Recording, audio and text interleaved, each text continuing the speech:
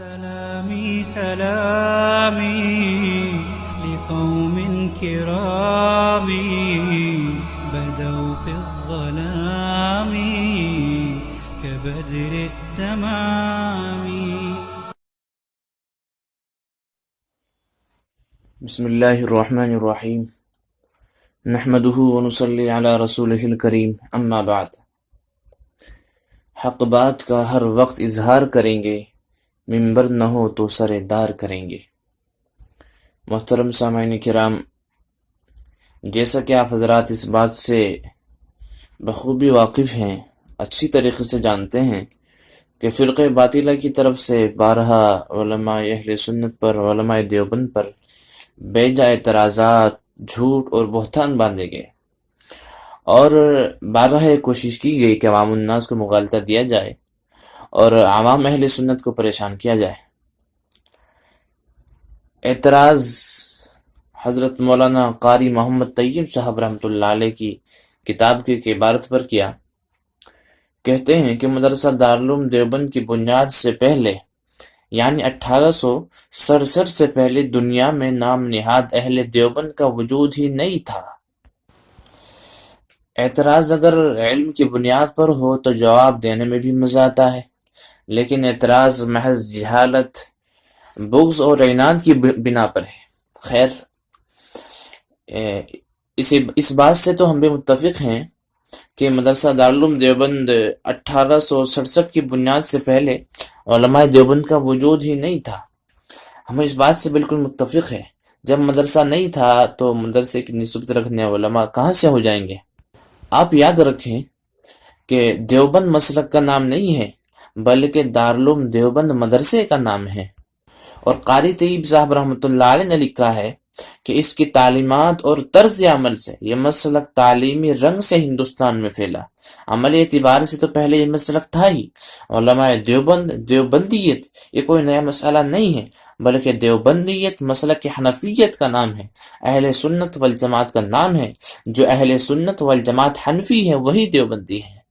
علماء دیوبند جنہوں نے اس مدرسے کے اندر پڑھا، تعلیم حاصل کی، انہوں نے اہل سنت والجماعت احناف کے عقائد کو، اعمال کو، مسائل کو صحیح انداز میں جیسے تھے بعین ہی امت کے سامنے اس کو اسی طریقے سے پیش کیا. ہر قسم کی کمی سے، جیسا کہ بدعتیوں نے اپنی طرف سے بدعت ایجاد کر دی، غیر مقلدوں نے اس کے اندر کمی کر دی، قادیانیوں نے اس کے اندر نئے نئے ترجمے ایجاد کر دی، تو ان تمام خرابیوں سے اسے بچایا. اس لیے ان کی طرف مسلک دیوبندیہ کی نسبت ہو گئی، ورنہ دیوبندیت کوئی مسلک نہیں ہے. جس طرح امام بخاری رحمۃ اللہ علیہ نے بخاری لکھی، اب کہتے ہیں کہ بخاری کی حدیث، حالانکہ وہ حدیث تو بہت پہلے سے تھی، اللہ کے نبی صلی اللہ علیہ وسلم کے زمانے سے تھی، لیکن بخاری نے اسے جمع کیا اپنی کتاب میں، اس لیے کہہ دیتے ہیں کہ بخاری کی حدیث ہے. اسی طریقے سے مسلک احناف پہلے سے موجود تھا، علماء دیوبند کا بنایا ہوا نہیں ہے، بلکہ علماء دیوبند نے اپنے علمی خدمت سے اسے بچایا ہے، شریروں کے ہاتھوں سے، فتنوں کے فتنوں سے، بدعتیوں کی بدعات سے اسے بچا کر امت کے سامنے پیش کر دیا ہے. اس لیے اب ان کی نسبت حنفی دیوبندی کی طرف کر دی گئی. ذرا آپ بتائیں کہ احمد رضا سے پہلے رضا خانی تھے کیا؟ اور جو عقیدے تمہارے ہیں، جو بنیادی 5 عقائد ہیں تمہارے، نبی کریم صلی اللہ علیہ وسلم کو غیب کا علم تھا، حاضر ناظر، مختار کل نور بشر، جو آپ کے بنیادی 5 عقیدے آپ بیان کرتے ہیں، یہ احمد رضا کے ہندوستان میں پیدا ہونے سے پہلے اہل سنت والجماعت کے کسی معتبر عالم نے اپنی کتاب میں عقائد کی طور پر پیش کیے ہوں تو آپ بتا دیں. امام طحاوی رحمۃ اللہ علیہ جو بہت بڑے حنفی عالم گزرے ہیں، آپ نے کتاب لکھی ہے عقیدۃ الطحاویہ، عقیدے کی کتاب ہے.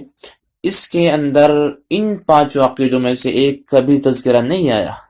اگر یہ عقیدے اتنا ہی بنیادی عقیدے ہوتے، کفر اسلام کے عقیدے ہوتے تو بیان کرنا چاہیے تھا.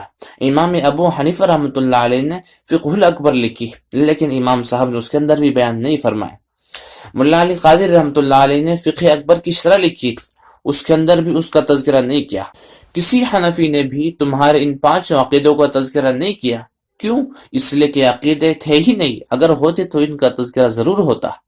یہ عقیدے احمد رضا کے پیدا ہونے کے بعد پیدا ہوئے. ہمارا چیلنج ہے کہ تم یہ عقید اہل سنت والجماعت کی جو متفقہ کتابیں ہیں ان سے یہ عقیدے صحیح ثابت کر دو کہ یہ عقیدے ماننے ضروری ہیں۔ ہم اللہ تعالیٰ سے دعا کرتے ہیں کہ اللہ تعالیٰ باطل کو ہدایت نصیب فرمائے، اگر ہدایت حق میں نہیں ہے تو اللہ تعالیٰ باطل کے شر سے تمام اہل سنت والجماعت کی حفاظت فرمائے۔ السلام علیکم ورحمۃ اللہ۔ The Madaris of Deoband, millions of kuffar have been produced. عالی مقام ہیں دیوبند والے،